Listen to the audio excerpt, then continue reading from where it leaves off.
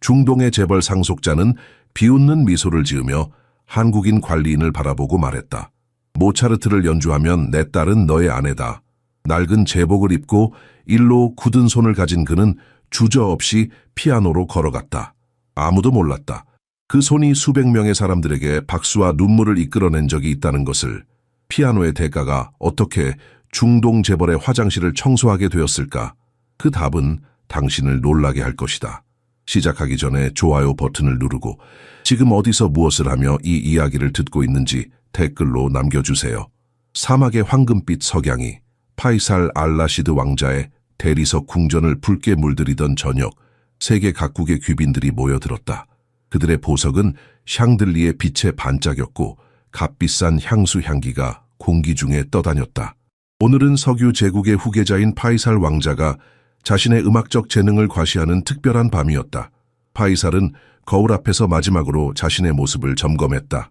35세의 그는 완벽한 외모와 권위를 지녔지만 오늘 밤만큼은 그의 눈에 불안감이 어렸다. 그의 손가락은 미세하게 떨렸고 이마에는 땀방울이 맺혔다. 모든 준비가 완벽합니다, 왕자님. 시종이 속삭였다. 파이살은 고개만 끄덕였다. 그의 마음속에는 지난 2번의 실패가 악몽처럼 떠올랐다. 오늘은 달라야 해. 그는 스스로에게 다짐했다. 대리석 홀에 모인 사람들 사이로 42세의 한국인 정윤호가 조용히 움직였다. 그의 낡은 관리인 유니폼은 참석자들의 화려한 의상 사이에서 눈에 띄지 않았다. 3년 동안 그는 이 궁전의 그림자처럼 존재해왔다. 항상 필요할 때 나타났다가 용무가 끝나면 흔적도 없이 사라지는 사람. 윤호의 얼굴은 감정을 읽을 수 없는 가면 같았다. 하지만 그의 갈색 눈동자 깊은 곳에는 누구도 모르는 슬픔의 파도가 일렁였다. 그는 홀구석에서 조용히 서서 귀빈들이 마시다 흘린 샴페인을 닦아내고 있었다. 모차르트의 소나타를 연주하겠습니다. 파이살의 목소리가 홀 전체에 울려 퍼졌다. 모든 대화가 멈추고 수백 개의 눈동자가 그에게 집중되었다. 파이살이 피아노 앞에 앉았다. 첫 음을 눌렀다. 정확했다. 2번째 음, 3번째 음. 갑자기 그의 손가락이 미끄러졌다. 날카로운 불협화음이 홀을 가득 채웠다. 그의 얼굴이 창백해졌다. 집중해. 그는 마음속으로 외쳤다. 다시 시작했지만 또다시 실수했다. 이번에는 더 눈에 띄게. 관객들 사이에서 불편한 기침 소리가 들렸다. 파이살의 얼굴은 점점 붉어졌다. 그의 손가락은 이제 명백히 떨리고 있었다. 45세의 하산 알마흐무드 경호대장은 벽 옆에 서서 모든 것을 관찰하고 있었다. 그의 날카로운 매눈은 방 안의 모든 움직임을 놓치지 않았다. 전쟁터에서 단련된 그의 직감은 언제나 위험을 예감했다. 파이살이 3번째로 시도했을 때 결과는 더 처참했다. 완전히 다른 곡처럼 들렸다. 누군가 작게 웃음을 참는 소리가 들렸다. 그 순간 파이살의 인내심이 끊어졌다. 그는 갑자기 피아노 뚜껑을 세게 내리쳤다. 큰 쾅 소리가 홀 전체에 메아리쳤다. 그리고는 자신의 샴페인 잔을 바닥에 던졌다. 유리가 깨지는 소리와 함께 침묵이 내려앉았다. 이걸 치워! 파이살이 분노에 찬 목소리로 외쳤다. 윤호가 조용히 다가와 무릎을 꿇고 깨진 유리 조각을 모으기 시작했다. 그 순간 그의 시선이 잠시 피아노에 머물렀다. 하산은 그 순간을 놓치지 않았다. 관리인의 눈에 스친 그 표정, 갈망과 아픔이 뒤섞인 기이한 감정. 윤호의 손가락은 빠르고 정확하게 유리 조각을 모았다. 하산은 그 손가락을 주시했다. 거친 노동으로 굳은 손이 아니었다. 그 손가락은 길고 우아했으며 특별한 목적을 위해 만들어진 것 같았다. 밤이 깊어가는 동안 하산의 마음속에는 의문이 자라났다. 그 조용한 한국인 관리인에게는 어떤 비밀이 있는 것일까? 그리고 그 비밀은 어떻게 그들 모두의 운명을 바꾸게 될까? 파이살 왕자가 분노에 차서 홀을 빠져나간 후 초대받은 손님들은 작은 그룹으로 모여 수군거리기 시작했다. 그들의 속삭임은 바람에 흩날리는 모래알처럼 홀 전체에 퍼졌다. 3번째 실패야. 피아노를 치는 법도 모르면서 왜 자꾸 고집을 부리는 거지? 돈으로 모든 걸 살 수 있다고 생각하니까. 파이살은 홀 끝에 있는 발코니에 혼자 서 있었다. 그의 얼굴은 여전히 분노와 수치심으로 붉게 달아올라 있었다. 평생 그는 자신이 원하는 모든 것을 가질 수 있었다. 최고의 교육, 최고의 별장, 최고의 자동차. 하지만 피아노만큼은 그를 계속해서 배반했다. 그의 손가락은 마치 그에게 복수라도 하듯 항상 틀린 키를 눌렀다. 28세의 아미라가 발코니 문 앞에 조용히 서 있었다. 그녀의 진주 자수가 놓인 드레스는 달빛에 은은하게 빛났다. 런던에서 건축학을 공부한 아미라는 예리한 지성과 독립적인 성격으로 유명했다. 그녀는 아버지의 격한 행동에 깊은 한숨을 내쉬었다. 또 한 번의 망신이었다. 아버지, 아미라가 조심스럽게 부르자 파이살은 고개를 들지 않았다. 한편 윤호는 홀로 돌아와 깨진 샴페인 잔의 마지막 조각들을 조용히 치우고 있었다. 그의 움직임은 물 흐르듯 자연스러웠고 아무도 그가 있다는 것을 느끼지 못했다. 그러나 그가 피아노 가까이 다가갔을 때 무언가 변했다. 피아노의 검은 표면이 달빛에 반사되어 그를 부르는 것 같았다. 윤호의 손가락이 저절로 움직였다. 그의 손끝이 건반 위에서 몇 센티미터 떨어진 곳에서 멈췄다. 그의 눈에는 오래된 기억의 그림자가 스쳐 지나갔다. 하사는 기둥 뒤에서 모든 것을 지켜보고 있었다. 그는 전쟁터에서 적의 움직임을 예측하는 법을 배웠다.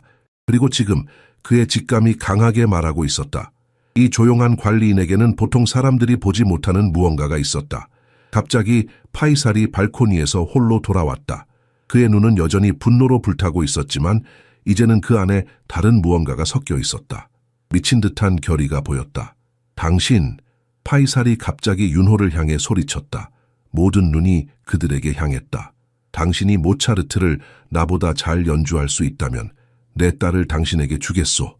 그 말에 홀 전체가 숨을 멈췄다. 아미라의 얼굴이 창백해졌다.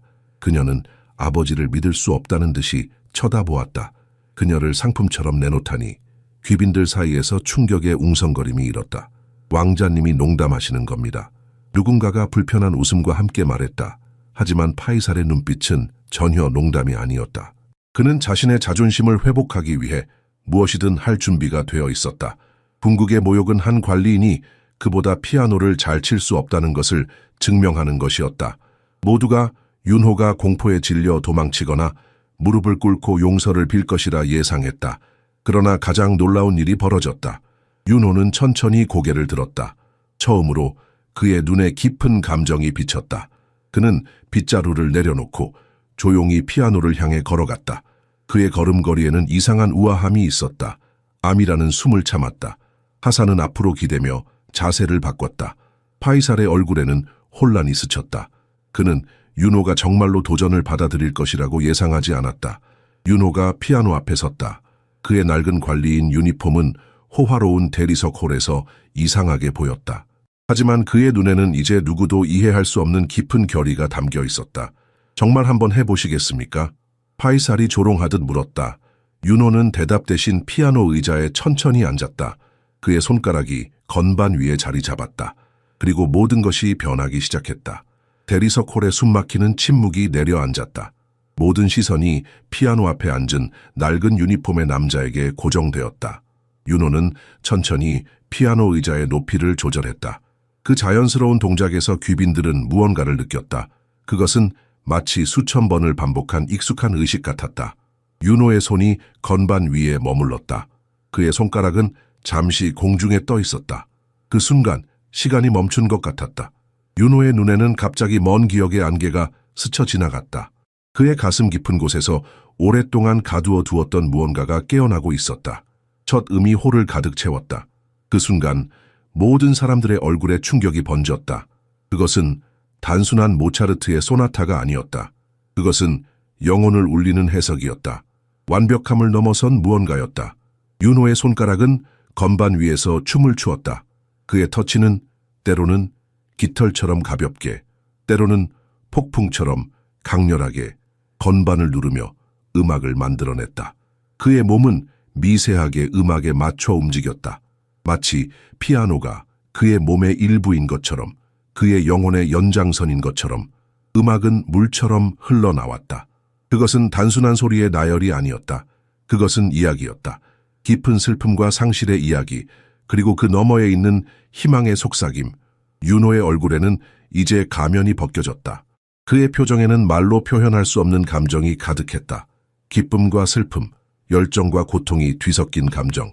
아미라는 입을 약간 벌린 채 윤호를 바라보았다.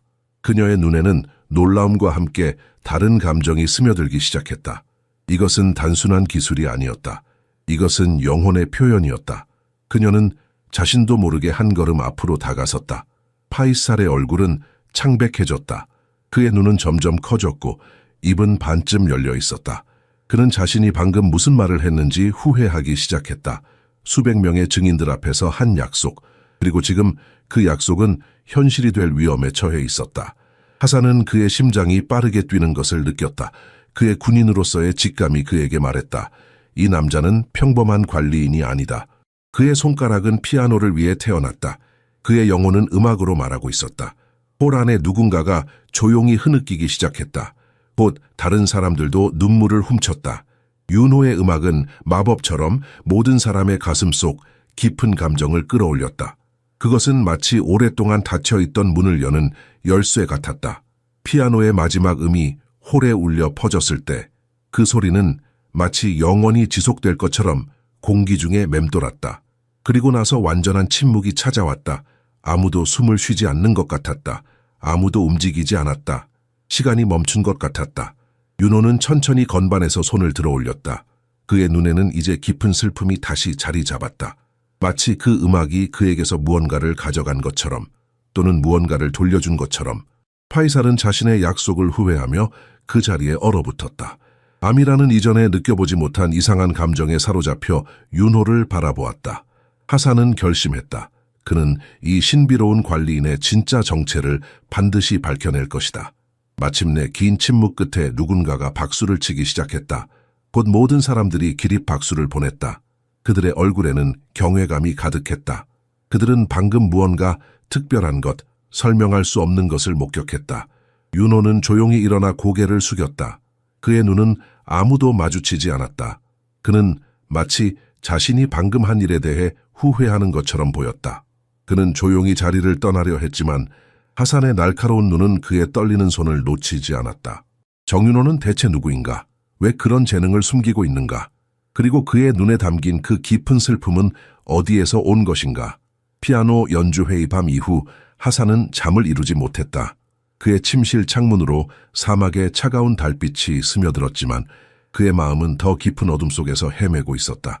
세계적인 대가처럼 연주하는 관리인, 이것은 그의 군인 직감으로도 이해할 수 없는 수수께끼였다. 이건 말이 안 돼. 하산은 침대에서 일어나 창가로 걸어갔다. 그의 방 벽에는 전쟁에서 받은 훈장들이 정렬되어 있었다. 그는 언제나 명확한 사실과 증거를 믿는 사람이었다. 그리고 지금 그는 정윤호라는 수수께끼를 풀기로 결심했다. 다음 날 아침 일찍 하산은 궁전의 인사 기록실로 향했다. 오래된 나무 서랍에서 윤호의 고용 서류를 찾아냈다. 서류에는 기본적인 정보만 있었다. 42세, 한국인 3년 전에 고용됨. 이전 직업은 다른 부유한 가정의 관리인. 참조인은 간단했고 특별한 것은 없었다. 하산은 서류를 내려놓고 깊게 생각했다. 그의 눈은 윤호의 서명에 머물렀다. 그것은 단순했지만 어딘가 우아함이 있었다. 마치 더 복잡한 무언가를 의도적으로 단순화한 것 같았다. 더 깊이 파야겠군. 하산은 중얼거렸다. 그날 오후 하산은 윤호를 멀리서 관찰했다. 관리인은 평소처럼 정원에서 일하고 있었다. 그의 손을 자세히 보니 하산의 의심이 확신으로 바뀌었다. 윤호의 손에는 굳은 살이 있었지만 그것은 힘든 육체 노동으로 생긴 것이 아니었다. 그것은 피아노 건반을 수만 번 누른 사람의 손이었다. 저녁이 되자 하산은 자신의 개인 사무실로 돌아갔다. 그는 책상 서랍에서 작은 검은색 노트를 꺼냈다. 그 안에는 수년간의 군 복무 동안 만난 국제적 연락처들이 기록되어 있었다. 그는 한국 대사관에서 일하는 오랜 친구 김 박사에게 전화를 걸었다. 오랜만이네 김 박사, 하산이 말했다. 당신의 도움이 필요해. 항상 기꺼이 김 박사가 대답했다. 무슨 일이지? 최근 몇 년간 유명했던 한국 피아니스트에 대한 정보가 필요해.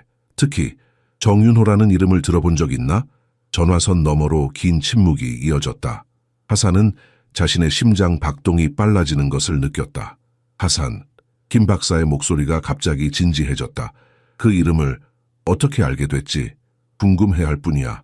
하산이 조심스럽게 대답했다. 정윤호는 김 박사가 숨을 깊게 들이마셨다. 그는 한국 최고의 피아니스트 중 한 명이었어. 천재적인 연주자였지. 세계 각국을 돌며 공연했고 수많은 상을 받았어. 하지만 하산이 재촉했다.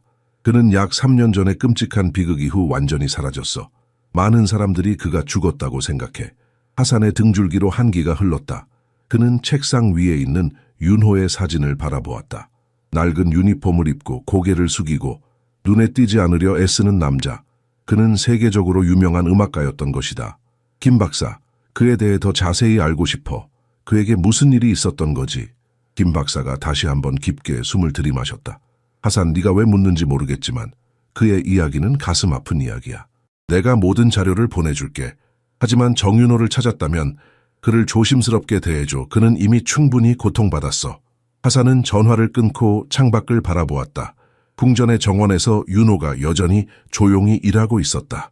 그는 이제 그 남자를 완전히 다른 시선으로 바라보았다. 궁전의 조용한 관리인은 사실 음악계의 전설이었던 것이다. 그리고 그에게 무슨 일이 일어났는지 하산은 곧 알게 될 것이다. 다음 날 아침 하산의 이메일에는 김 박사가 보낸 파일들이 가득했다. 그는 자신의 사무실 문을 잠그고 커피 한 잔을 옆에 놓고 자료들을 열었다. 화면에 나타난 첫 번째 사진에서 하산은 숨을 멈췄다. 그것은 분명 윤호였다. 하지만 완전히 다른 사람 같았다. 화려한 콘서트홀에서 찍은 사진 속 윤호는 우아한 턱시도를 입고 있었다. 그의 눈은 빛나고 있었고 미소는 자신감에 차 있었다. 그것은 궁전의 그림자처럼 살아가는 남자의 모습이 아니었다. 더 많은 사진들이 있었다. 윤호가 트로피를 들고 있는 모습, 세계 각국의 유명 지휘자들과 악수하는 모습, 대통령에게서 문화 훈장을 받는 모습, 그리고 가장 눈에 띄는 것은 그와 함께 있는 아름다운 여성과 어린 소년의 사진들이었다. 하산은 김 박사가 보낸 기사들을 열었다. 그것들은 3년 전에 한국신문에서 발췌한 것들이었다.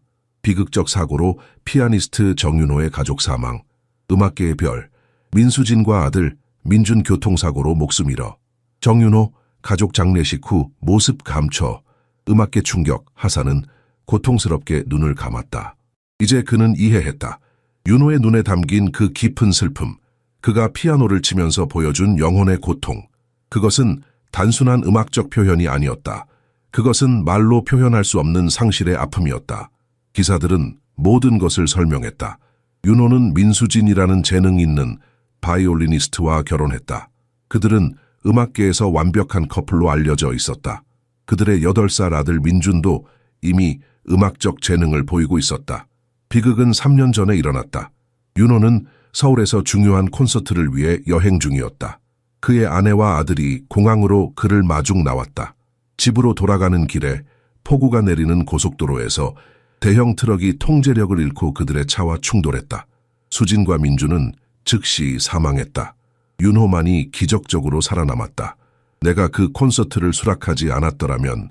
윤호가 마지막 인터뷰에서 한 말이 인용되어 있었다. 내가 혼자 집에 돌아왔더라면 그들은 아직 살아있을 거예요. 장례식 이후 윤호는 완전히 자취를 감췄다. 그의 매니저, 친구들, 가족들 모두 그를 찾을 수 없었다. 그는 그저 사라졌다. 음악계는 충격에 빠졌다. 일부는 그가 자살했다고 추측했다. 다른 이들은 그가 은둔 생활을 하고 있다고 믿었다. 하지만 아무도 그가 낯선 나라에서 이름 없는 관리인으로 살고 있다고는 상상하지 못했다. 하산은 마지막 사진을 오랫동안 바라보았다. 그것은 윤호와 그의 가족이 함께 공원에서 찍은 사진이었다. 그들은 행복해 보였다. 완벽해 보였다. 윤호의 얼굴에는 하산이 한 번도 보지 못한 평온함이 있었다. 모든 것을 잃었군. 하산이 속삭였다. 그래서 당신은 숨었군요. 당신의 음악도, 당신의 이름도, 당신의 과거도 모두 버리고. 하산은 파일들을 닫고 창밖을 바라보았다. 그는 이제 윤호를 어떻게 대해야 할지 고민했다. 그의 비밀을 폭로해야 할까? 파이살 왕자에게 말해야 할까? 아니면 그냥 윤호가 자신의 상처를 숨기며 살도록 내버려 둬야 할까? 한편 궁전의 다른 곳에서는 파이살의 형제 칼리드가 자신만의 계획을 세우고 있었다. 52세의 칼리드는 항상 가족 제국을 자신이 이끌어야 한다고 생각해왔다. 그리고 지금 그는 이 피아노 사건을 파이살을 무너뜨릴 완벽한 기회로 보고 있었다. 하산은 알지 못했지만 그가 발견한 비밀은 곧 더 큰 위험에 휘말리게 될 것이다. 하산은 파이살 왕자의 개인 서재 앞에서 잠시 망설였다. 그의 손에는 정윤회에 관한 파일이 들려 있었다. 충성심과 진실 사이에서 그는 마침내 진실을 선택했다. 3번 깊게 숨을 들이마신 후 그는 문을 두드렸다. 들어오게. 파이살의 목소리가 들렸다. 서재 안에서 파이살은 창가에 서 있었다. 피아노 연주회 이후로 그는 달라진 모습이었다. 그의 눈에는 혼란이 가득했고 평소의 자신감은 사라져 있었다. 그는 정원에서 일하는 윤호를 내려다보고 있었다. 왕자님, 하산이 조심스럽게 말했다. 정윤회에 관해 말씀드릴 것이 있습니다. 파이살이 천천히 돌아섰다. 그 관리인, 그가 어떻게 그렇게 연주할 수 있었는지 계속 생각하고 있었네. 그는 관리인이 아닙니다, 왕자님. 하산이 태블릿을 건네며 말했다. 이것을 보십시오. 파이살은 화면에 나타난 사진들을 보며 점점 놀라움에 빠져들었다. 화려한 콘서트홀에서 연주하는 윤호, 세계적인 음악상을 받는 윤호, 음악 잡지 표지에 실린 윤호. 이게 가능한 일인가? 파이살이 속삭였다. 그는 유명한 사람이었다고? 그런데 왜? 하산은 비극적인 사고에 대해 설명했다. 윤호의 아내와 아들의 죽음, 그리고 그가 자신을 책망하며 모든 것을 버리고 사라진 이유. 파이살은 묵묵히 듣고 있었다. 그의 얼굴에는 점점 깊은 감정이 드러났다. 나는 내 딸을 내가 전혀 알지 못했던 사람에게 약속했군. 파이살이 마침내 중얼거렸다. 그리고 그 사람은 이런 깊은 상처를 안고 살아가고 있었어. 파이살은 창가로 돌아가 다시 정원을 바라보았다. 윤호는 여전히 조용히 꽃들에 물을 주고 있었다. 하지만 이제 파이살은 그를 완전히 다른 시선으로 바라보았다. 그는 더 이상 단순한 관리인이 아니었다. 그는 불가능한 슬픔을 견디며 살아가는 남자였다. 내 평생 나는 항상 가진 것을 자랑했네. 파이살이 조용히 말했다. 내 부, 내 지위, 내 소유물들. 하지만 저 남자는 모든 것을 잃고도 살아가는 법을 알고 있어. 그리고 그의 음악, 그것은 단순한 기술이 아니었어. 그것은 영혼이었어. 한편 암이라는 자신의 방에서 윤호에 대한 생각으로 혼란스러워하고 있었다. 그녀는 평생 많은 남자들을 만났다. 왕자들, 백만장자들, 유명인들. 하지만 그들 중 누구도 그녀의 마음을 이렇게 뒤흔든 적은 없었다. 윤호의 음악에 담긴 감정, 그의 눈에 비친 깊은 슬픔. 그녀는 그것을 잊을 수 없었다. 결심한 암이라는 정원으로 향했다. 그녀는 윤호를 찾아 대화를 나누기로 했다. 그가 정원 구석에서 조용히 장미들을 돌보고 있는 것을 발견했다. 왜 아버지의 도전을 받아들였나요? 아미라가 직접적으로 하지만 부드럽게 물었다. 윤호는 놀라서 고개를 들었다. 그는 아미라를 처음으로 직접 마주 보았다. 그의 눈에는 아미라가 전에 본 적 없는 깊은 슬픔이 있었다. 하지만 그 너머에는 다른 무언가도 있었다. 아마도 오랫동안 숨겨왔던 감정의 불꽃이었을까? 공주님, 윤호가 정중하게 고개를 숙였다. 제가 대답해도 될지 모르겠습니다. 부탁해요. 아미라가 말했다. 알고 싶어요. 윤호는 잠시 침묵했다. 그의 눈은 멀리 지평선을 바라보는 것 같았다. 마치 그곳에 그의 과거가 있는 것처럼. 때로는 윤호가 마침내 말했다. 때로는 사람이 너무 오랫동안 침묵하면 영혼이 소리치기 시작합니다. 제 손가락이 건반을 만졌을 때 그것은 제가 아니었습니다. 그것은 제 안에 다른 누군가였습니다. 오랫동안 묻어두었던 누군가였죠. 아미라는 이 단순한 말에 담긴 깊은 의미를 느꼈다. 그녀는 윤호가 자신의 비밀을 완전히 밝히지는 않았지만 처음으로 진실의 일부를 공유했다는 것을 알았다. 더 알고 싶어요. 아미라가 부드럽게 말했다. 당신에 대해, 당신의 음악에 대해. 윤호는 그녀를 바라보았다. 오랫동안 처음으로 그의 눈에 작은 희망의 빛이 스쳤다. 그리고 그 순간 그들 둘 다 무언가가 변했다는 것을 느꼈다. 작지만 중요한 무언가가. 파이살 왕자는 평생 처음으로 용기 있는 결정을 내렸다. 그것은 단순한 결정이 아니었다. 그것은 그의 모든 특권과 지위에 도전하는 결정이었다. 그는 정윤호를 자신의 개인 저택에서 저녁 식사에 초대했다. 관리인으로서가 아닌 명예로운 손님으로서. 이건 불가능합니다. 윤호가 하산에게 말했다. 그의 목소리에는 진심 어린 공포가 담겨 있었다. 저는 그저 관리인입니다. 왕자님의 식탁에 앉을 수 없습니다. 하산은 고개를 저었다. 왕자님의 초대를 거절하는 것은 더 큰 무례가 될 것입니다. 그리고 그는 잠시 말을 멈췄다. 당신은 결코 그저 관리인이 아닙니다, 정윤호 씨. 그날 저녁, 윤호는 궁전에서 제공한 간단하지만 우아한 정장을 입고 파이살의 개인 저택에 도착했다. 그의 손은 미세하게 떨리고 있었다. 3년 동안 그는 그림자처럼 살아왔다. 그리고 지금 그는 갑자기 빛 속으로 끌려 나오고 있었다. 식당의 문이 열리자 윤호는 숨을 멈췄다. 테이블은 사막의 황금빛 석양이 비치는 창가에 놓여 있었다. 파이살은 테이블 한쪽 끝에 앉아 있었고 아미라는 옆에 있었다. 그들의 눈에는 윤호가 전에 본 적 없는 무언가가 있었다. 호기심, 존중, 아니면 그 이상의 무언가. 들어오게 정윤호, 파이살이 말했다. 처음으로 그의 목소리에는 명령이 아닌 따뜻함이 담겨 있었다. 처음에 대화는 어색했다. 윤호는 대부분 자신의 접시를 바라보며 짧게 대답했다. 파이살은 음악에 관한 질문을 시작했다. 천천히, 매우 천천히 윤호의 방어벽이 조금씩 무너지기 시작했다. 언제 처음 피아노를 치기 시작했나? 파이살이 물었다. 윤호의 눈에 잠시 빛이 돌아왔다. 5살 때였습니다. 우리 집은 가난했지만 이웃에 오래된 피아노가 있었습니다. 그 할머니는 제가 매일 창문 밖에서 그녀가 연주하는 것을 듣는 것을 알아차렸습니다. 어느 날 그녀는 저를 안으로 초대했죠. 아미라가 미소 지었다. 그리고 당신은 천재였군요. 윤호가 처음으로 부드럽게 웃었다. 아니요, 전 끔찍했습니다. 하지만 그 소리가 제 영혼을 어루만졌습니다. 그것은 제가 말로 표현할 수 없는 것들을 말할 수 있게 해주었습니다. 식사가 진행되면서 대화는 점점 더 편안해졌다. 윤호는 한국의 아름다움에 대해 이야기했다. 봄의 벚꽃, 가을의 단풍, 눈 덮인 산들. 그는 음악이 어떻게 언어의 장벽을 넘어서는지, 어떻게 그의 영혼의 언어가 되었는지 설명했다. 그리고 나서 그는 자신의 잃어버린 가족에 대해 이야기했다. 그의 목소리가 거의 부러질 뻔했을 때 아미라는 자신도 모르게 손을 뻗어 그의 손을 잡았다. 그 순간 세 사람 사이에 무언가가 변했다. 내가 음악에서 도망친 이유는, 윤호가 조용히 말했다. 그것이 내가 잃은 모든 것을 상기시켰기 때문입니다. 매 음표마다 그 끔찍한 날로 돌아갑니다. 파이살은 자신의 앞에 앉아있는 남자가 자신이 상상할 수 있는 것보다 훨씬 더 많은 것을 잃었다는 것을 이해했다. 그는 자신의 삶의 특권과 파티와 사치가 얼마나 공허한지 깨달았다. 음악은 당신의 일부입니다. 아미라가 부드럽게 말했다. 그것은 당신의 영혼입니다. 당신이 그것을 부정할 때 당신은 자신의 일부를 부정하는 것입니다. 윤호는 그녀를 바라보았다. 그의 눈에는 감사함과 함께 다른 무언가가 깃들었다. 그것은 3년 만에 처음으로 피어나는 희망의 작은 불씨였다. 그날 밤 윤호는 3년 만에 처음으로 덜 외롭다고 느꼈다. 파이살은 진정한 가치와 겸손에 대한 교훈을 배웠다. 그리고 아미라는 자신이 전에 결코 느껴보지 못한 감정적 연결을 발견했다. 하지만 발코니 밖에서 누군가가 식당 창문을 분노와 질투의 눈으로 지켜보고 있었다.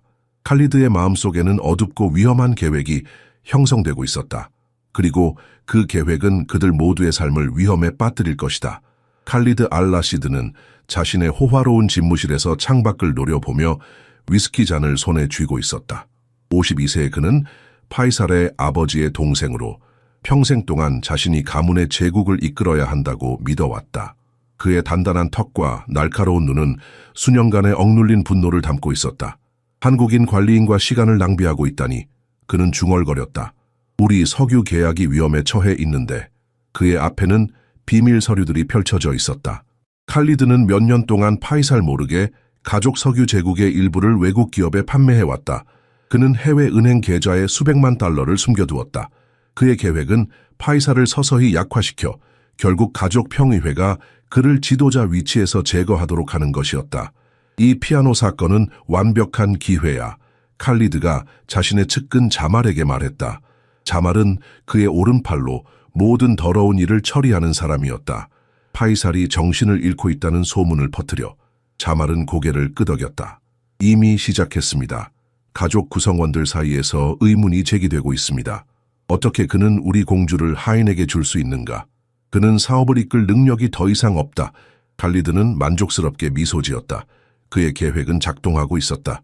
하지만 그는 하산이 모든 것을 주시하고 있다는 것을 알지 못했다. 충성스러운 경호대장은 칼리드의 수상한 행동을 눈치채기 시작했다. 하산은 궁전 복도에서 칼리드가 낯선 사람들과 나누는 속삭임을 들었다.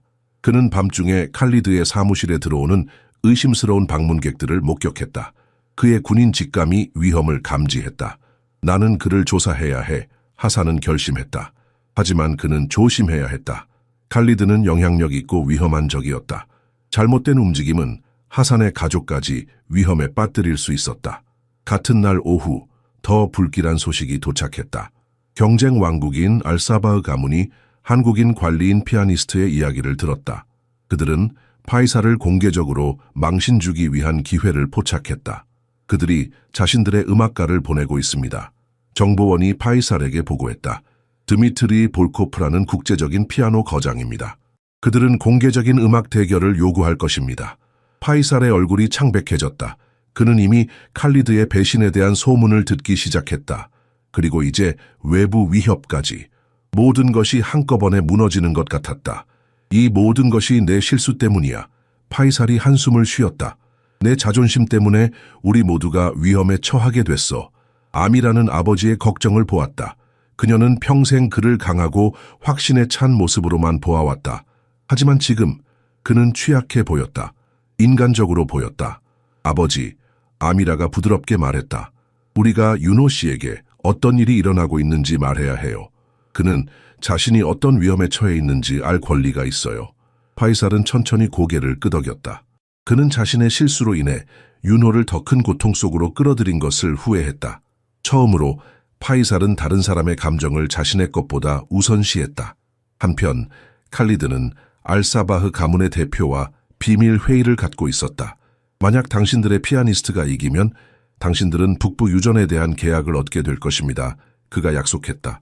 알사바흐의 대표는 음흉하게 미소 지었다. 그리고 당신은 왕좌를 얻게 되겠군요. 칼리드는 고개를 끄덕였다. 모두가 원하는 것을 얻게 될 것입니다. 파이살을 제외하고.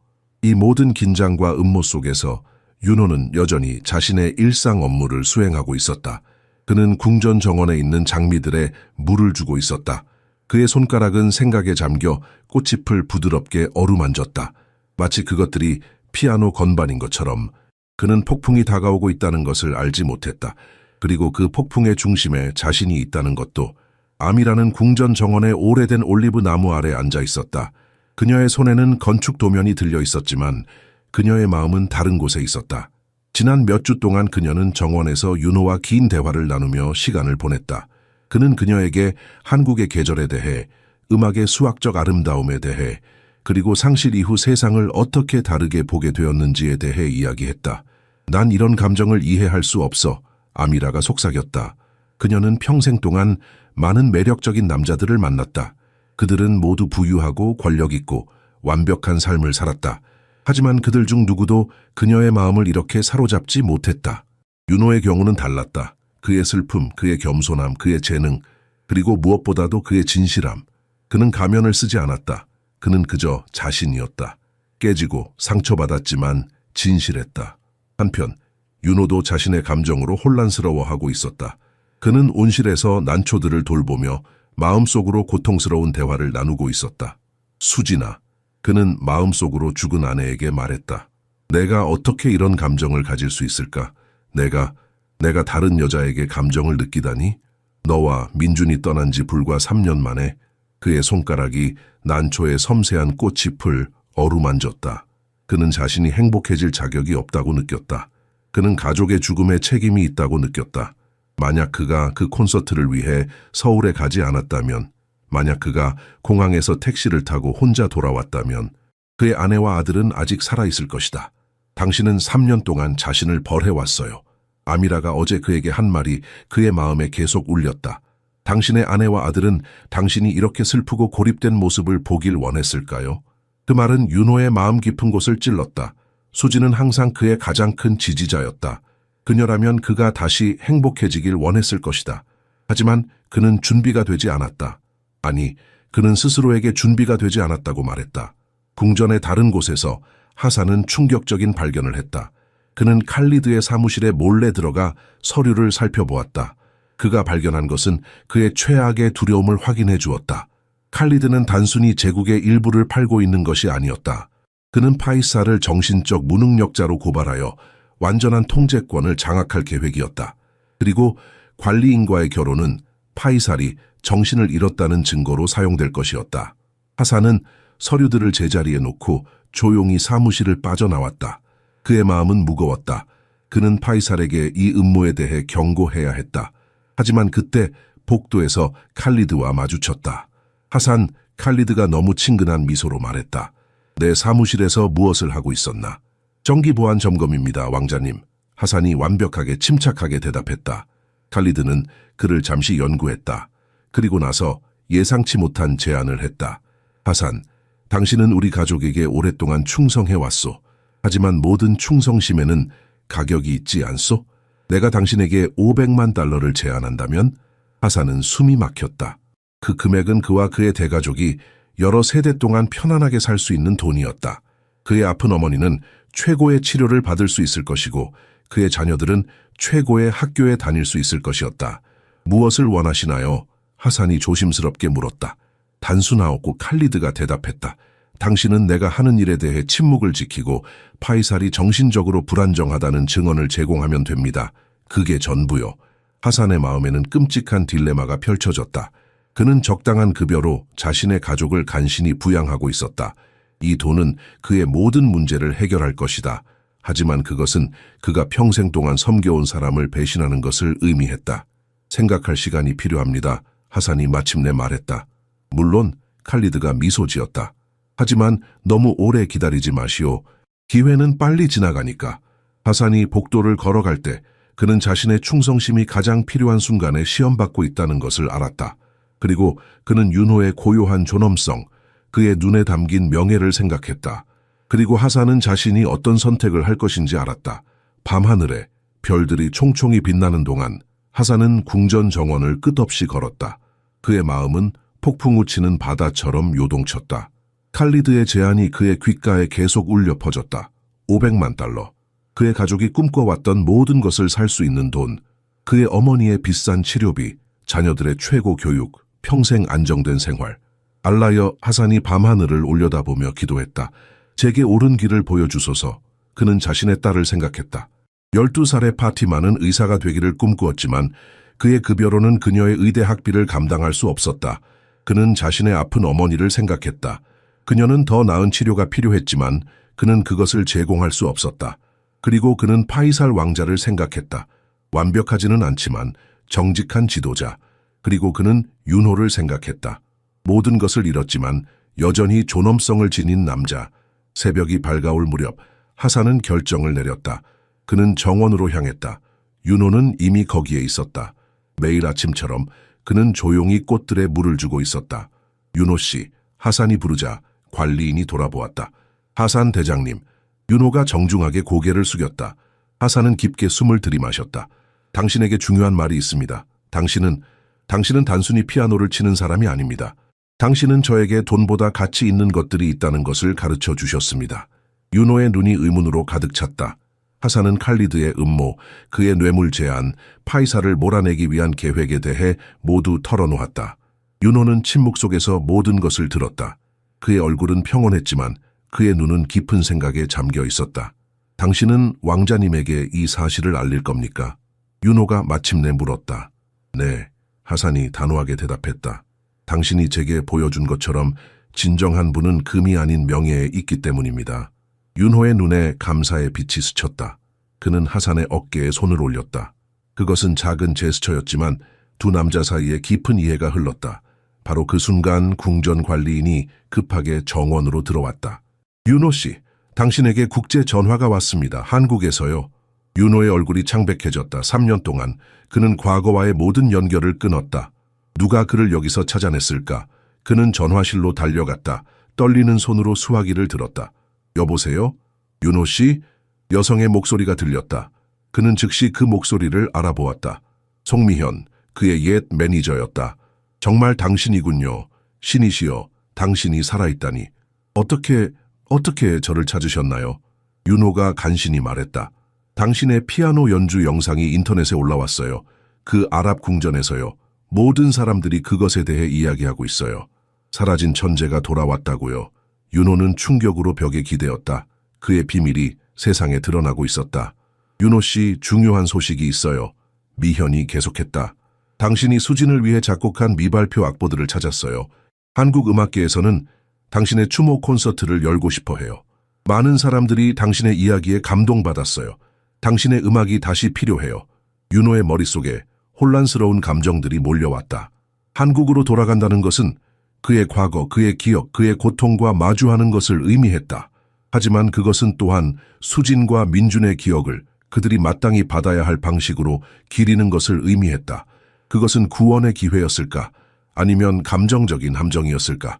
생각할 시간이 필요합니다. 윤호가 마침내 말했다. 전화를 끊은 후 윤호는 정원으로 돌아갔다. 암이라는 그를 기다리고 있었다. 그녀는 그의 눈에 담긴 혼란을 보았다. 무슨 일이 있었나요? 그녀가 부드럽게 물었다. 윤호는 대답하지 않았다.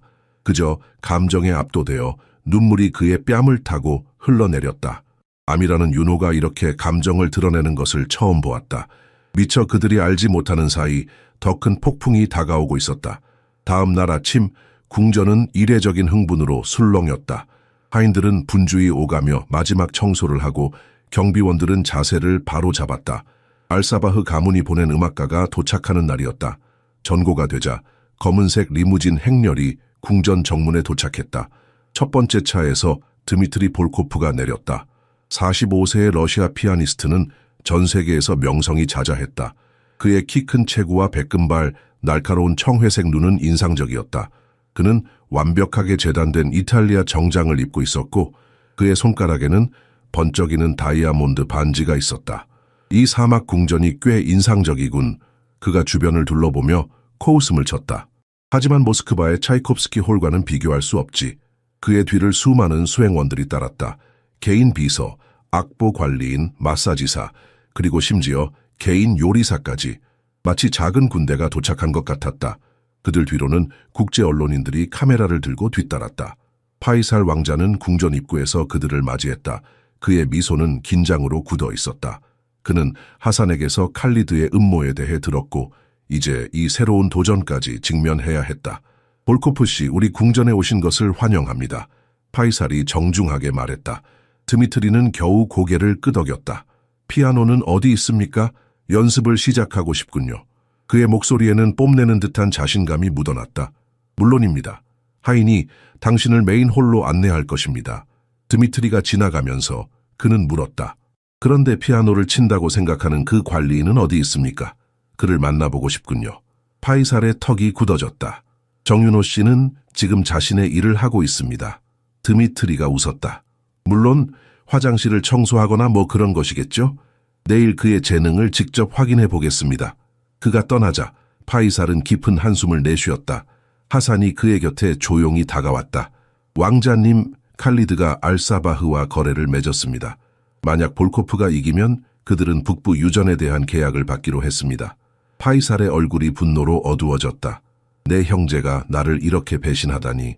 그날 오후 드미트리의 피아노 연습 소리가 궁전 전체에 울려 퍼졌다. 그는 일부러 가장 기술적으로 어려운 곡들을 선택했다. 리스트의 초절기교 연습곡, 라흐마니노프의 피아노 협주곡 3번. 그의 손가락이 건반 위를 번개처럼 빠르게 움직이는 소리가 윤호에게 도달하도록 하기 위한 명백한 시도였다. 윤호는 자신의 작은 방에서 그 소리를 들으며 창밖을 바라보았다. 그의 표정은 평온했지만 그의 손은 미세하게 떨리고 있었다. 아미라가 노크 후 그의 방에 들어왔다. 그는 당신을 겁주려고 합니다. 그녀가 말했다. 알고 있습니다. 윤호가 조용히 대답했다. 당신은 연습하지 않을 건가요? 윤호는 고개를 저었다. 필요 없습니다. 내일 내가 연주하게 된다면 그것은 피아노를 위한 것이 아닐 것입니다. 아미라는 혼란스러웠다. 무슨 뜻이죠? 그것은 수진과 민준을 위한 것일 것입니다. 그리고 당신의 아버지를 위한 것이기도 합니다. 그리고 그는 잠시 망설였다. 당신을 위한 것이기도 합니다. 그녀는 그의 말에 담긴 의미를 느꼈다. 윤호 씨, 아미라 공주님, 윤호가 진지하게 말했다. 내일 일이 어떻게 되든 저는 떠날 겁니다. 제가 이길 경우든 질 경우든 이것이 제 마지막 연주가 될 것입니다. 그 후에는 영원히 떠나겠습니다. 아미라의 심장이 얼어붙었다. 하지만 왜요?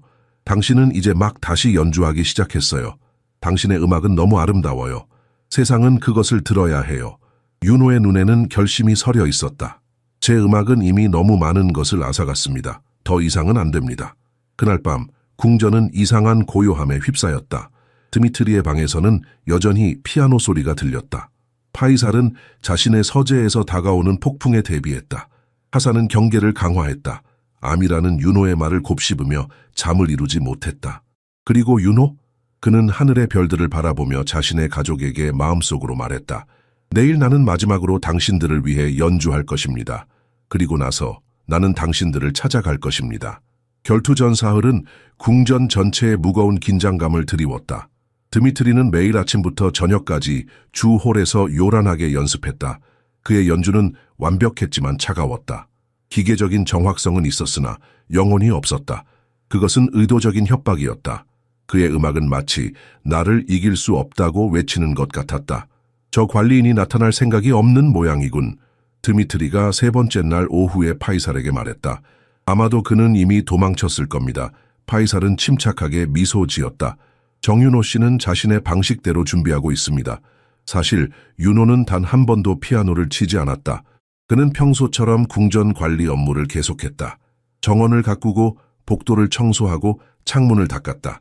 하지만 주의 깊은 관찰자라면 그의 눈에 깃든 변화를 알아챘을 것이다. 그것은 마치 그가 멀리 다른 세계를 바라보는 것 같았다. 당신은 불안하지 않나요? 아미라가 윤회에게 물었다. 그녀는 그가 장미 정원에서 일하는 것을 지켜보고 있었다. 불안하다기보다는 윤호가 잠시 생각하며 대답했다. 평온합니다. 평온하다고요? 모든 것이 걸려 있는데요. 아버지의 명예, 당신의 재능, 그리고 당신의 결혼? 윤호가 부드럽게 물었다. 아미라의 뺨이 붉어졌다. 그건 중요하지 않아요. 아버지는 그 약속을 지키지 않을 거예요. 그건 화가 나서 한 말이었을 뿐이에요. 윤호는 작은 미소를 지었다. 알고 있습니다. 그런데 왜 이렇게 평온한 거죠? 모두가 당신을 지켜볼 거예요. 모든 카메라, 모든 비평가들, 세계적인 피아니스트와 대결하는데 제가 두려워하는 것은 사람들의 판단이 아닙니다. 윤호가 말했다. 제가 두려워하는 것은 제 자신입니다. 만약 제가 연주한다면 그것은 제가 3년 동안 필사적으로 잊으려고 했던 모든 것을 다시 불러일으킬 것입니다. 그래서 당신은 떠나기로 결심한 건가요? 아미라의 목소리가 떨렸다. 윤호는 대답 대신 장미 한 송이를 조심스럽게 잘라 그녀에게 건넸다. 모든 아름다운 것들은 잠시뿐입니다. 그것이 그들을 더욱 소중하게 만드는 것입니다. 한편 하산은 칼리드의 계획에 대해 더 많은 것을 발견했다. 그는 파이살의 서재에서 왕자를 만났다. 그들의 계획은 두 가지 방향으로 진행됩니다. 하산이 설명했다. 만약 드미트리가 이기면 칼리드는 이것을 당신의 실패로 선전하고 가족평의회에 당신의 판단력에 문제가 있다고 주장할 것입니다.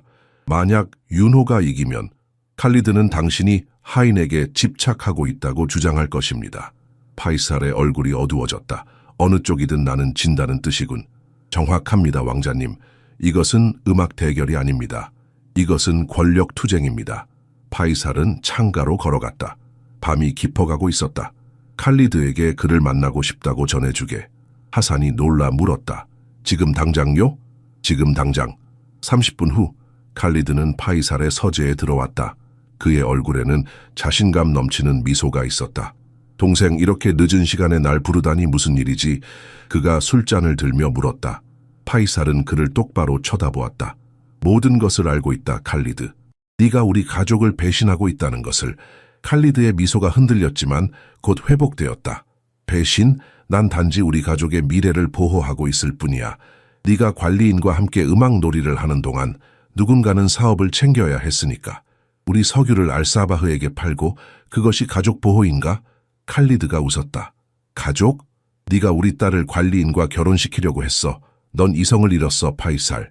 이제는 현명한 사람이 지휘권을 가질 때야. 두 형제의 대면은 팽팽한 긴장감으로 가득 찼다. 세대에 걸친 권력과 부가 위태로운 순간이었다. 대결의 날이 다가오는 동안 윤호는 마지막 밤을 자신의 작은 방에서 보냈다. 그는 수진의 사진을 손에 들고 있었다. 그녀의 미소는 여전히 그의 가슴을 아프게 했다. 내일 그가 속삭였다. 내일 나는 마지막으로 연주할 것이다. 그리고 나서 모든 것이 끝날 것이다. 대결의 날이 밝았다. 궁전의 대형 홀은 인류의 역사를 바꾼 많은 순간들을 목격해왔지만 오늘의 긴장감은 그 어느 때보다 강렬했다. 금으로 장식된 벽과 크리스탈 샹들리에 아래 수백 명의 중요한 인사들이 자리를 채웠다. 세계 각국의 대사들, 석유 재벌들, 음악 평론가들, 그리고 국제 언론인들이 숨소리조차 죽인 채 기다리고 있었다. 드미트리 볼코프가 첫 번째로 입장했다. 그는 완벽하게 재단된 턱시도를 입고 자신감에 찬 미소로 관중들에게 인사했다. 그의 걸음걸이에는 세계적인 명성을 지닌 사람만이 가질 수 있는 권위가 배어 있었다. 그는 마치 이미 승리한 것처럼 행동했다. 그리고 윤호가 입장했다. 그는 궁전에서 제공한 간단한 정장을 입고 있었지만 여전히 그의 정체성을 보여주는 작은 디테일이 있었다. 왼쪽 가슴 주머니에는 작은 한국 국기 핀이 달려 있었다. 그것은 그가 오랫동안 잊으려 했던 자신의 정체성을 마침내 받아들이는 표시였다. 피아노 앞에서는 관리인이라니 정말 독특한 광경이군요. 드미트리가 냉소적으로 말했다. 그의 목소리는 의도적으로 윤호가 들을 수 있을 만큼 크게 들렸다. 파이살이 앞으로 나와 행사를 공식적으로 시작했다. 오늘 우리는 두 명의 재능 있는 음악가의 연주를 듣는 특권을 갖게 되었습니다. 드미트리 볼코프와 정윤호입니다. 드미트리가 첫 번째로 연주했다. 그는 라흐마니노프의 피아노 협주곡 3번을 선택했다. 가장 기술적으로 어려운 곡 중 하나였다. 그의 손가락은 건반 위에서 번개처럼 움직였다. 완벽한 정확성, 놀라운 속도, 압도적인 힘. 그의 연주는 의심할 여지 없이 대단했다. 관중들은 그의 기교에 압도되어 박수를 보냈다. 하지만 그들의 눈에는 감탄은 있었지만 감동은 없었다. 그것은 마치 완벽한 기계가 연주하는 것을 보는 것 같았다. 드미트리가 마치고 자신만만하게 일어서자 윤호가 피아노 앞에 앉았다. 그는 악보도 화려한 소개도 없이 단지 눈을 감고 깊게 숨을 들이마셨다. 그리고 그의 손가락이 건반에 닿았다. 첫 음부터 모든 것이 달랐다. 그것은 모차르트도 베토벤도 쇼팽도 아니었다.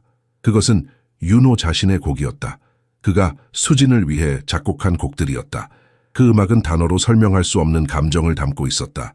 그것은 사랑의 기쁨, 상실의 고통, 그리고 기억의 달콤 쓴 아름다움에 대한 이야기였다. 윤호의 손가락이 건반 위에서 춤을 추는 동안 그의 얼굴에는 눈물이 흘러내렸다. 그것은 마치 그의 영혼이 음악을 통해 말하고 있는 것 같았다. 그가 3년 동안 억압해온 모든 감정들이 갑자기 자유롭게 흘러나왔다. 관중들은 무언가 특별한 것, 원시적이고 진실된 것을 목격하고 있다는 것을 알았다. 몇몇은 조용히 흐느끼기 시작했다. 심지어 가장 냉소적인 비평가들조차 이 순간의 진정성에 압도되었다. 아미라의 눈에서는 눈물이 흘러내렸다. 그녀는 윤호의 음악을 통해 그의 영혼을 보고 있었다. 모든 상처, 모든 고통, 그리고 여전히 그 모든 것 속에서 살아남은 사랑을. 파이살은 굳어진 채 서 있었다. 그는 이 순간이 단순한 음악 대결이 아니라는 것을 깨달았다. 이것은 영혼의 증언이었다. 그리고 그 앞에서 그의 모든 권력과 부는 갑자기 하찮게 느껴졌다. 드미트리의 얼굴은 점점 창백해졌다. 그는 자신이 완전히 능가되었다는 것을 알았다. 기술적으로가 아니라 더 근본적인 수준에서. 그는 결코 이런 식으로 연주할 수 없었다. 그는 결코 이런 식으로 느낄 수 없었다. 윤호의 연주가 마지막 음으로 조용히 끝났을 때 홀 전체가 완전한 침묵에 빠졌다. 몇 초 동안 아무도 숨을 쉬지 않는 것 같았다. 그리고 나서 폭발적인 박수가 터져 나왔다. 사람들은 일어서서 환호했다. 많은 이들이 감정에 압도되어 울고 있었다. 칼리드는 분노로 얼굴이 일그러진 채 자리를 떴다. 그의 계획은 완전히 실패했다. 하지만 승리의 순간에도 윤호의 눈에는 슬픔이 깃들어 있었다. 그는 자신이 무엇을 했는지 알았다. 그는 마침내 자신의 가면을 벗어던졌다. 그리고 이제 그에게는 더 이상 숨을 곳이 없었다. 윤호의 승리는 몇 시간 만에 전 세계로 퍼져나갔다. 소셜미디어는 그의 연주 영상으로 가득 찼다. 관리인에서 거장으로, 잃어버린 천재의 귀환, 세기의 음악적 대결과 같은 제목들이 인터넷을 장식했다. 하지만 더 충격적인 것은 그의 진짜 정체성이 드러난 것이었다. 누군가가 그의 과거 공연 영상을 발견했고 곧 모든 음악 저널리스트들이 그의 이야기를 파헤치기 시작했다. 비극 속의 천재, 정윤호, 상실과 구원의 이야기, 사랑하는 이들을 잃은 후 피아니스트의 침묵. 윤호는 자신의 작은 방에 홀로 앉아 창밖을 바라보았다. 궁전 정문 밖에는 수십 명의 기자들이 카메라를 들고 서 있었다. 그의 3년간의 은둔 생활은 하룻밤 사이에 산산조각이 났다. 전화가 계속해서 울렸다. 세계 각국의 콘서트홀, 음반사, 매니저들 모두가 그의 복귀 공연을 원했다. 모두가 그의 이야기의 일부가 되길 원했다.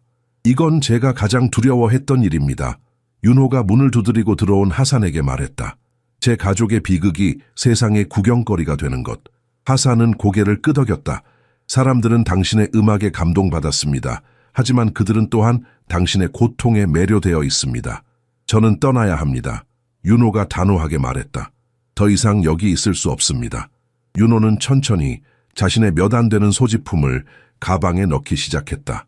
그의 손이 작은 사진 액자에 닿았다. 수진과 민준의 사진이었다. 그의 유일한 보물. 그는 잠시 그 사진을 바라보았다. 그들의 미소는 여전히 그의 가슴을 찢어놓았다. 당신이 떠난다는 소식을 들었습니다. 파이살의 목소리가 들렸다. 그는 문간에 서 있었다. 윤호는 고개를 숙여 인사했다. 왕자님, 저에게 베풀어 주신 모든 것에 감사드립니다. 하지만 이제 저는 가야 합니다. 파이살은 방 안으로 들어왔다. 그의 얼굴에는 이전에 볼 수 없었던 겸손함이 있었다. 당신은 나에게 많은 것을 가르쳐 주었소, 윤호. 진정한 가치가 무엇인지, 진정한 예술이 무엇인지. 저는 단지 제 마음을 연주했을 뿐입니다. 그리고 그것이 가장 어려운 일이지. 파이살이 미소 지었다. 칼리드가 사라졌소. 그가 남긴 서류들에 따르면 그는 수백만 달러를 가지고 해외로 도주했소. 윤호는 놀라움을 감추지 못했다. 그는 왕자님을 해치려 했습니다. 그렇소. 하지만 하산의 충성심과 당신의 존재 덕분에 나는 구원받았소. 두 사람 사이에 이해의 침묵이 흘렀다. 그들은 서로 다른 세계에서 왔지만 이제 깊은 존중으로 연결되어 있었다. 그때 하산이 급하게 들어왔다. 왕자님, 칼리드가 떠나기 전에 마지막 독을 뿌렸습니다. 그는 언론에 당신이 윤호의 승리를 구매했다는 소문을 퍼뜨렸습니다.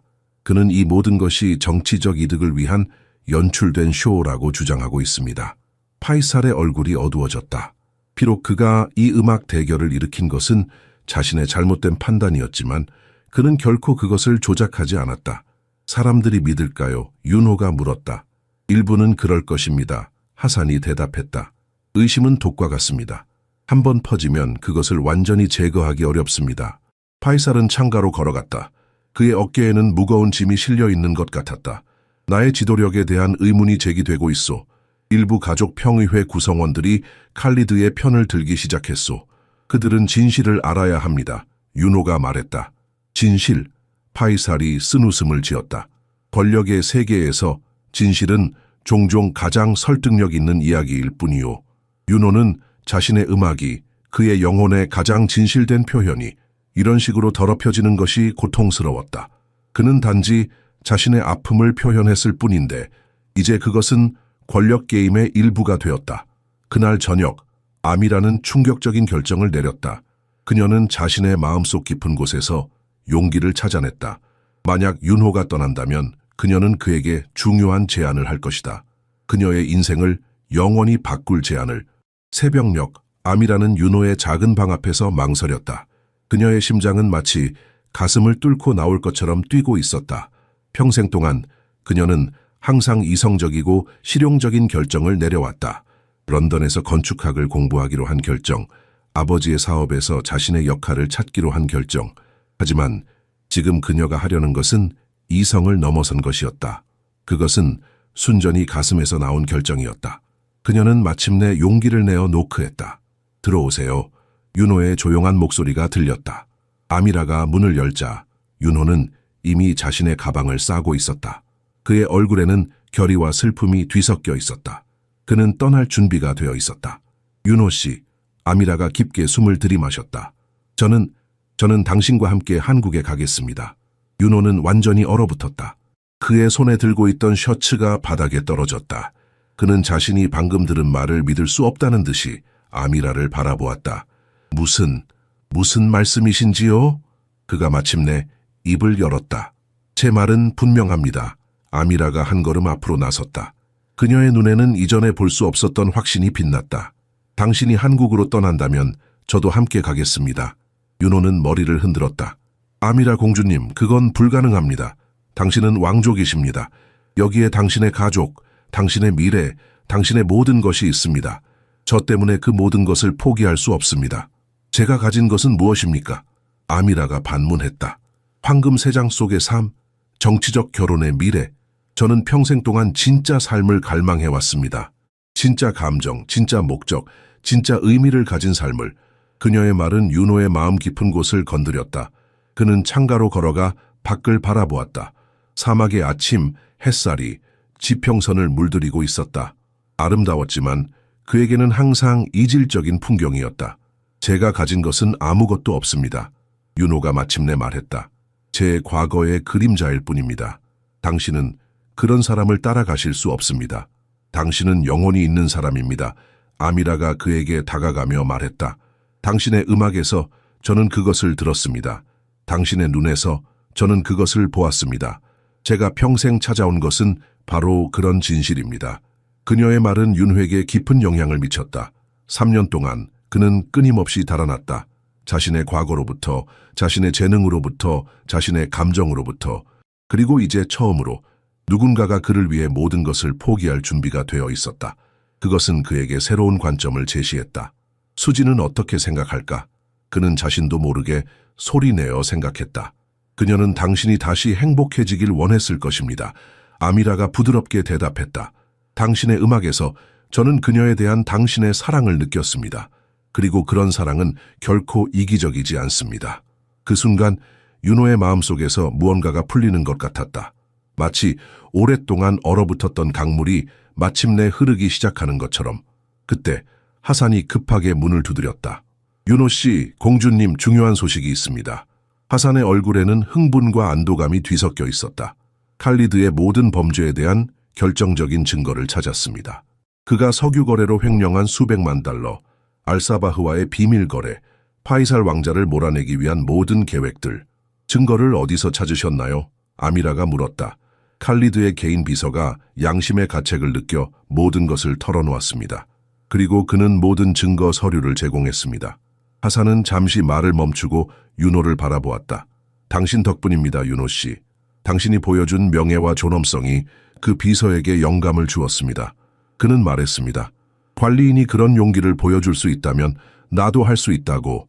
윤호는 자신의 행동이 이런 식으로 다른 사람에게 영향을 미쳤다는 사실에 놀랐다. 그는 단지 자신의 고통에서 도망치고 있었을 뿐인데 어떻게 그것이 다른 사람에게 용기가 될 수 있었을까? 하지만 칼리드는 이미 도주했습니다. 하산이 덧붙였다. 그는 국경을 넘어 도망쳤습니다. 하지만 적어도 이제 그의 거짓말은 더 이상 힘을 갖지 못할 것입니다. 아미라와 윤호는 서로를 바라보았다. 그들 앞에 놓인 결정은 이제 더욱 복잡해졌다. 그날 밤, 윤호는 인생에서 가장 중요한 결정을 내렸다. 아미라의 제안은 그에게 깊은 영향을 미쳤다. 그것은 그에게 도망치는 것이 더 이상 해답이 아님을 보여주었다. 이제 그는 자신의 과거를 마주할 때가 왔다고 느꼈다. 새벽이 밝아올 무렵 윤호는 궁전 정원의 가장 높은 지점에 올라 떠오르는 태양을 바라보았다. 그의 마음속에는 이미 결정이 내려져 있었다. 3년간의 도피, 3년간의 자기 처벌, 그리고 3년간의 침묵. 이제는 끝낼 시간이었다. 내가 결정했습니다. 윤호가 파이살과 아미라에게 말했다. 그들은 아침 식사를 위해 테라스에 모여 있었다. 한국의 추모 콘서트 초대를 수락하겠습니다. 하지만 한 가지 조건이 있습니다. 어떤 조건인가요? 파이살이 물었다. 윤호의 눈에는 새로운 불꽃이 타오르고 있었다. 이 콘서트는 단순히 제 가족의 기억을 위한 것이 아니라 사고로 사랑하는 이들을 잃은 모든 가족들을 위한 것이 되어야 합니다. 그의 아이디어는 단순했지만 강력했다.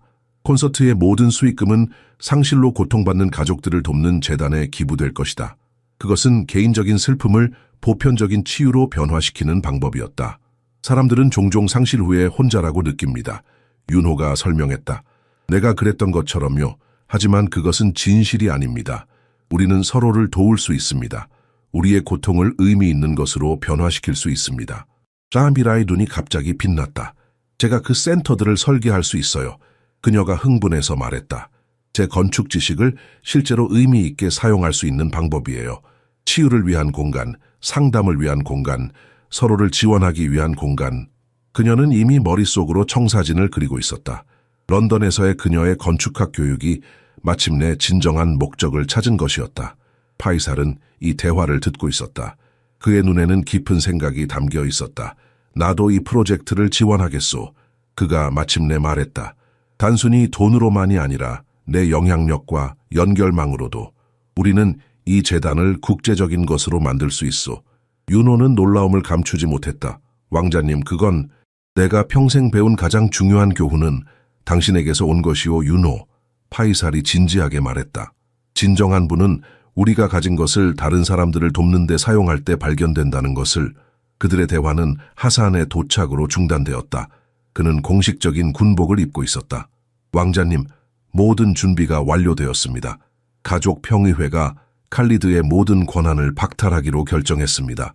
파이살은 고개를 끄덕였다. 감사하네, 하산. 그리고 나는 당신에게 새로운 직책을 제안하고 싶소. 내 특별 고문으로서. 당신의 충성심과 지혜는 더 큰 역할을 맡을 자격이 있소. 하산의 얼굴에 감사의 표정이 번졌다. 이 승진은 그의 가족에게 그가 항상 원했던 재정적 안정을 제공할 것이다. 그리고 그것은 명예롭게 얻은 것이었다. 이 프로젝트에 당신의 군사적 정확성이 필요할 것 같소. 파이살이 미소 지으며 덧붙였다. 이 재단이 효율적으로 운영되기 위해서. 윤호는 자신의 주변에서 일어나는 변화를 보며 경이로움을 느꼈다. 그는 단지 자신의 상처를 치유하려 했을 뿐인데 어떻게든 그 과정에서 다른 사람들도 변화시키고 있었다. 그날 저녁, 윤호는 한국의 이전 매니저 송미현에게 전화를 걸었다. 미현 씨, 콘서트를 수락하겠습니다. 하지만 조건이 있습니다. 그는 자신의 비전을 설명했다. 전화 너머로 미현의 흥분된 목소리가 들렸다. 윤호 씨, 이건 단순한 추모 콘서트 이상이 될 거예요. 이건 새로운 시작이 될 거예요. 윤호는 자신의 작은 방 창문으로 밤하늘을 바라보았다. 별들이 그 어느 때보다 밝게 빛나는 것 같았다. 처음으로 그는 미래를 생각하며 희망을 느꼈다. 수지나 민주나 그가 마음속으로 속삭였다. 이번에는 도망치지 않을게. 이번에는 너희의 사랑이 나를 앞으로 나아가게 할 거야.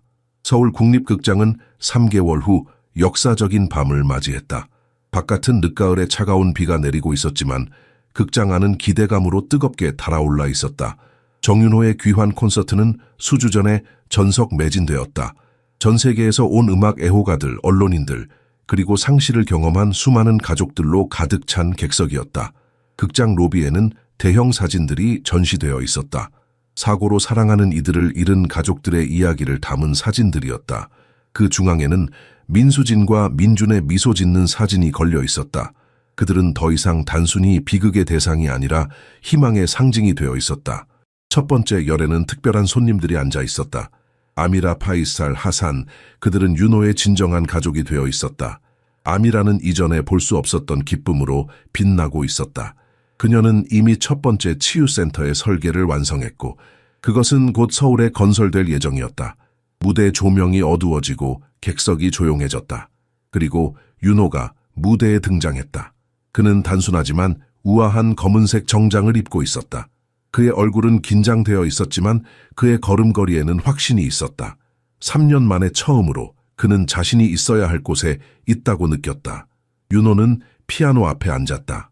잠시 동안 그는 눈을 감고 심호흡을 했다. 그리고 그의 손가락이 건반 위에서 춤을 추기 시작했다. 첫 번째 곡은 그가 수진을 위해 작곡한 첫 만남이었다. 그것은 두 영혼이 처음 만났을 때의 설렘과 두근거림을 담고 있었다. 청중들은 그 음악이 그들을 다른 시간과 장소로 데려가는 것을 느꼈다. 젊은 피아니스트와 바이올리니스트가 처음 눈을 마주친 그 순간으로 두 번째 곡은 우리의 작은 햇살로 민준이 태어났을 때를 기념한 것이었다.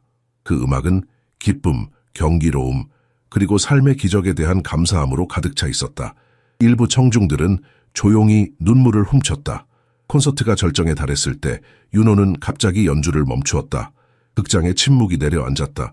그는 마이크를 향해 몸을 기울였다. 3년 동안 그의 목소리가 약간 떨렸다. 저는 제 사랑하는 이들을 기리는 최선의 방법이 자신을 벌하고 슬픔 속에 사는 것이라고 생각했습니다. 오늘 저는 그것이 진실이 아니라는 것을 깨달았습니다. 그는 잠시 멈추고 객석을 바라보았다. 수백 개의 얼굴이 그를 응시하고 있었다. 모두가 그들만의 상실과 고통의 이야기를 가지고 있었다. 진정한 치유는 우리의 상처를 다른 사람들을 돕는 힘으로 변화시킬 때 옵니다. 우리가 고립에서 벗어나 서로에게 손을 내밀 때 옵니다. 수진과 민주는 제가 자기 연민에 빠져 살기를 원하지 않았을 것입니다. 그들은 제가 그들의 사랑을 기억하고 그 사랑을 다른 사람들과 나누기를 원했을 것입니다. 객석에서 조용한 흐느낌 소리가 들렸다. 윤호의 말은 많은 사람들의 마음을 울렸다. 그는 마지막 곡을 위해 다시 피아노로 돌아갔다. 이 곡은 영원한 연결이라고 부릅니다. 이것은 단지 수진과 민준만을 위한 것이 아닙니다. 이것은 우리 모두가 사랑했던 사람들을 위한 것입니다. 그들은 육체적으로는 떠났지만 우리의 마음과 행동을 통해 계속 살아갑니다. 그의 손가락이 건반 위에서 움직이기 시작했다. 마지막 곡은 그가 이전에 연주한 어떤 것보다도 아름다웠다. 그것은 슬픔에 관한 것이 아니었다. 그것은 사랑, 기억, 그리고 치유의 가능성에 관한 것이었다. 그것은 끝이 아닌 새로운 시작에 관한 것이었다. 윤호가 마지막 음을 연주했을 때 그것은 마치 공기 중에 영원히 맴도는 것 같았다. 그리고 나서 극장은 폭발적인 박수로 가득 찼다. 관객들은 일어서서 10분 이상 박수를 쳤다. 일부는 서로를 껴안고, 일부는 눈물을 흘리고, 일부는 단순히 미소를 지었다. 무대 위에서 윤호는 마침내 자유를 느꼈다. 그것은 완전한 치유가 아니었다. 그는 항상 수진과 민준을 그리워할 것이다. 하지만 이제 그는 그 사랑이 그를 올가매는 사슬이 아니라 그를 앞으로 나아가게 하는 날개가 될 수 있다는 것을 알았다. 아미라가 무대 뒤에서 그를 기다리고 있었다. 그녀의 눈은 자랑스러움과 사랑으로 빛나고 있었다. 당신은 오늘 밤 많은 사람들의 삶을 변화시켰어요. 그녀가 속삭였다. 윤호는 미소 지었다. 우리가 함께 변화시켰어요. 서울 콘서트로부터 6개월 후 봄의 따스한 햇살이 사막의 궁전 정원을 부드럽게 비추고 있었다. 정원은 변화했다. 예전에 엄격하고 형식적인 배치 대신 이제는 자연스러운 아름다움이 흐르고 있었다. 한국의 전통 정원 요소들이 아랍의 디자인과 조화롭게 어우러져 있었다. 이것은 아미라와 윤호가 함께 디자인한 것이었다. 정윤호 국제재단은 이제 세계에서 가장 존경받는 자선단체 중 하나가 되었다. 서울, 두바이, 런던, 뉴욕에 설립된 센터들은 상실을 경험한 가족들에게 지원과 치유의 공간을 제공하고 있었다. 아미라의 건축적 비전은 이 센터들을 단순한 건물이 아닌 치유의 장소로 만들었다. 오늘은 특별한 날이었다. 윤호와 아미라의 결혼식 날이었다. 그들은 화려한 행사 대신 소박하고 의미 있는 의식을 선택했다. 단 20명의 가장 가까운 친구들과 가족들만이 초대되었다. 의식은 윤호가 처음 피아노를 연주했던 그 정원에서 열렸다. 그곳은 이제 두 세계의 만남을 상징하는 장소가 되었다. 아미라는 전통적인 한국 결혼 의상인 한복을 입고 있었다. 하늘색 치마와 분홍색 저고리는 그녀의 아름다움을 한층 더 돋보이게 했다. 윤호는 현대적인 정장을 입고 있었지만 한국 전통 혼례에서 착용하는 조끼인 마고자를 더했다. 파이살이 의식을 진행했다. 그는 이전에 오만하고 자기중심적인 왕자가 아니었다. 그는 이제 지혜와 연민을 갖춘 지도자였다. 그의 눈에는 딸을 향한 진정한 자랑스러움이 담겨 있었다. 오늘 우리는 단순히 두 사람의 결합을 축하하는 것이 아닙니다. 파이살이 말했다. 우리는 두 문화, 두 세계, 그리고 두 영혼의 결합을 축하합니다. 이 결합은 의문화 전통에서 비롯된 것이 아니라 존중과 진정한 사랑에서 비롯된 것입니다. 윤호는 아미라의 손을 잡으며 그녀의 눈을 바라보았다. 당신은 제가 다시 느끼는 법을 가르쳐 주었습니다. 그가 부드럽게 말했다. 당신은 제가 과거에 갇혀 있지 않고 미래를 향해 나아갈 수 있도록 도와주었습니다. 아미라는 미소 지었다. 당신은 제게 진정한 용기가 무엇인지 보여주었어요. 그리고 진정한 음악이 무엇인지도. 저는 당신과 함께 새로운 곡을 만들어 나가기를 기대합니다. 그들이 반지를 교환할 때 하산은 자신의 아내와 딸의 손을 꼭 잡았다. 그의 딸 파티마는 이제 최고의 의과 대학에 다니고 있었다. 하산의 충성심과 명예는 마침내 그의 가족에게 안정을 가져다 주었다. 결혼식 후 작은 연회가 열렸다. 한국 음식과 아랍 음식이 함께 제공되었다. 문화의 벽을 넘어 음식과 음악과 웃음이 모두를 하나로 연결했다. 저녁이 깊어가는 동안 파이살은 윤회에게 다가갔다. 한 가지 부탁이 있네, 그가 말했다. 오늘 밤 마지막으로 우리를 위해 연주해 주겠나? 윤호는 미소 지으며 고개를 끄덕였다. 그는 피아노 앞에 앉았다. 이 피아노는 3년 전 그의 인생을 영원히 바꾸어 놓은 바로 그 피아노였다. 그는 새로운 곡을 연주했다. 새로운 시작이라는 제목의 곡이었다. 그것은 그와 아미라의 여정, 상실에서 사랑으로, 고통에서 희망으로의 여정을 담고 있었다. 그 음악은 또한 수진과 민준에 대한 헌사이기도 했다. 그들은 영원히 그의 마음의 일부로 남을 것이다. 음악이 흐르는 동안 윤호는 주변을 둘러보았다.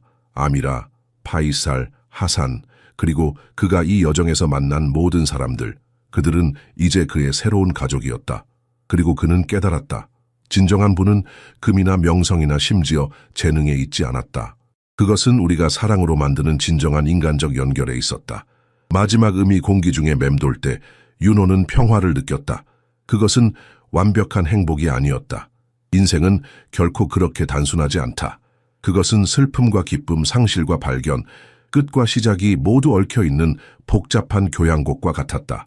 하지만 처음으로 윤호는 그 모든 음표가 하나의 아름다운 멜로디를 만든다는 것을 이해했다. 그리고 그 멜로디는 계속해서 연주될 것이다.